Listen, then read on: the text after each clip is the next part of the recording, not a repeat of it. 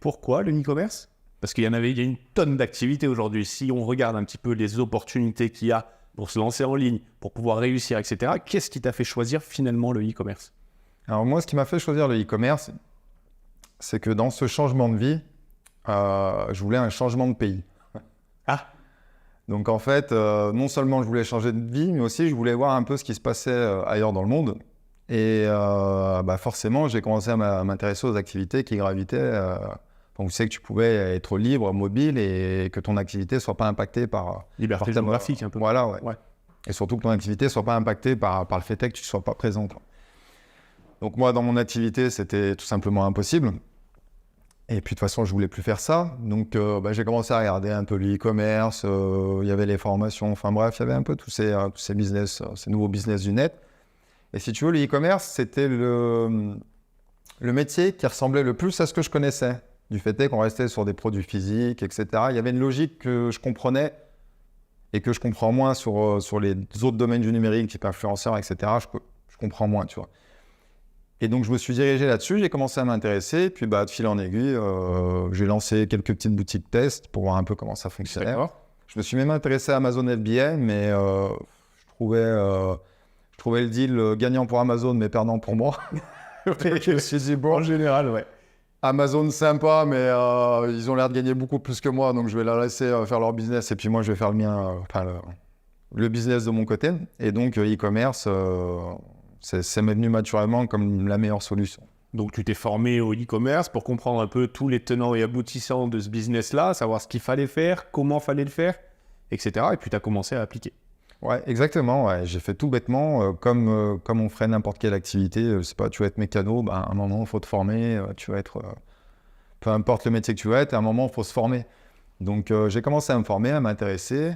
J'ai commencé à pratiquer parce que je pense que la formation, c'est super important. Mais plus important que la formation, il y a la pratique.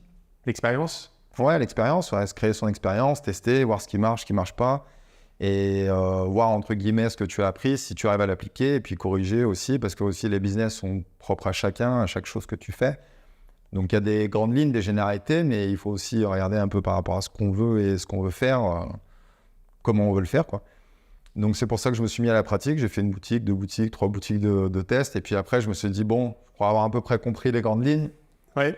je vais mettre du budget et je vais aller sur un truc sur lequel j'avais une croyance, entre guillemets. Je me suis dit, ce type de produit, si je le lance, je pense qu'il y a un marché. Et j'ai mis le budget, j'ai tout fait correctement. Et écoute, pour l'instant, ça prend pas trop mal. Tout fait correctement, ça, t'es balèze, hein. Enfin, tout fait correctement. J'ai tout fait correctement selon ce que je pensais être correct. Le mieux possible, quoi. Du mieux possible, mais après, dans tout fait correctement, tout faire correctement, c'est ce qu'on sait à l'heure actuelle. Et puis après, en avançant, on se rend compte qu'on fait des erreurs, donc on améliore, on corrige, etc. Ouais. Donc voilà. D'accord, ok. Ça fait combien de temps, là, que tu t'es lancé à peu près dans le e-commerce?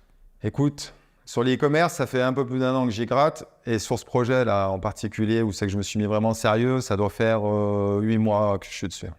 Ok, 8 mois. Ouais, peut-être un peu plus même, je crois, parce que j'ai lancé ça en avril l'année dernière. Donc, tu vois, non, ça va peut-être faire plus de 9-10 mois. Et quand tu as commencé tes ventes, c'était il y a combien de temps à peu près que tu t'es dit, allez, c'est bon, je lance ma première campagne, je fais mes premières ventes, je tente le truc? Alors, il s'est passé un peu de temps parce que tu vois, il y a l'émergence de l'idée. Après, tu as la création de marque, tu as contacté des fournisseurs, trouvé des fournisseurs sérieux, etc. Et puis moi, la particularité, c'est que j'ai pas fait... alors, j'avais pu tester sur d'autres boutiques, mais là, pour ce produit que j'ai lancé, je voulais pas lancer le marché avec un produit de test, mode dropshipping, pour tester. Je me suis dit, je vais directement mettre les moyens et puis je vais directement brander, faire mon produit directement un produit fini, prêt, vendable avec ma marque. Donc ça, si tu veux, ça m'a pris un peu de temps parce que forcément, il fallait trouver le fournisseur. Après, il fallait créer tes packaging, créer les notices, etc. Parce que forcément, tu n'as pas les notices et tout. Donc tu vois, tout ça, ça a dû me prendre bien facilement 2 mois, le temps de mettre tout en place. Après, j'ai lancé ma première commande et puis là, tu te retrouves face au délai de livraison. Ouais. Donc plus de 2 mois. Donc tu vois, j'ai dû recevoir mes premières marchandises. Ça a dû être fin septembre. À fin septembre? Ouais. Donc finalement, tu as lancé tes premières ventes en novembre. Non, mais mes premières ventes début octobre. Début octobre. Ouais, donc, début octobre. Novembre, décembre. Et grosso modo, on dira janvier, parce qu'on tourne là, on est mi-janvier, presque fin janvier. Donc, tu as 3 mois d'activité. 3 mois et demi. Octobre, novembre, décembre, allez, on va dire 4 mois si on prend large. Ouais. 4 mois d'activité réelle de vente. Ok. Donc pour un démarrage, déjà, premièrement, il faut relever une chose, c'est que tu es parti sur une stratégie directement de stock et de branding. Tu as créé ta propre marque et tu as pris des stocks. Donc. Et j'ai pris des stocks. Et moi, si tu veux, je tenais à ça. C'est que je voulais expédier depuis la France pour expédier rapidement. Parce que je me rendais compte que c'était quand même quelque chose qui pouvait créer du mécontentement client quand tu mettais du temps à livrer. Et puis ça peut poser aussi du questionnement, de la remise en question sur ta marque, sur la qualité, etc. Enfin, sur ce que tu produis, ce que tu fais. Donc je me suis dit, pour moi, c'était très important expédier en France, que la personne en 48-72 heures reçoive son produit et qu'elle n'ait pas le temps de poser 15 questions sur ta marque, etc. Qu'elle soit tout de suite satisfaite.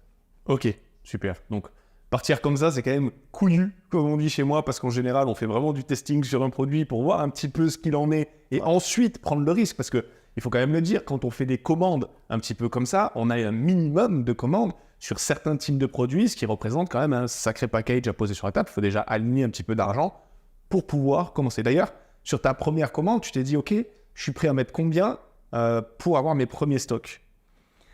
Alors, si tu veux,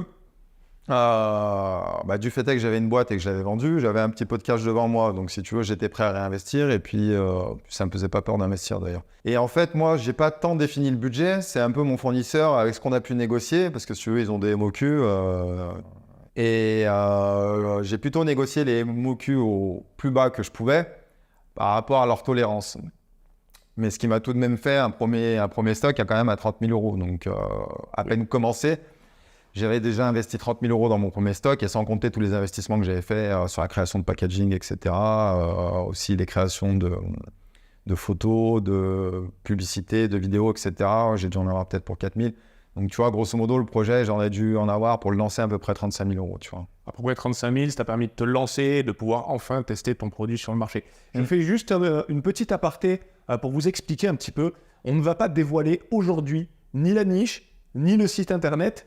Pourquoi? Parce que c'est dans une optique bien précise. Aujourd'hui, Joël m'a proposé de revenir. Il a dit, j'aimerais pouvoir faire un truc ultra quali par rapport à ça. Et donc, on attendra que tu mettes en place encore certaines stratégies pour qu'on voit un petit peu cette évolution et que tu puisses proposer un truc qui te fait plaisir à proposer aux internautes, quoi, enfin à l'audience.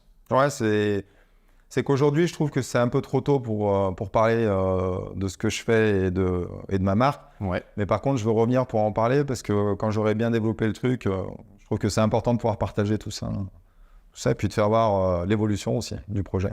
Ok, bon, ça marche. Je vois que tu me fais du pied sous la table, je sais pas si c'est non, c'est pas fait exprès. Je vous dévoile tout, hein. On est en direct. Je trouve sympathique, mais ouais, voilà, pas à ce point-là.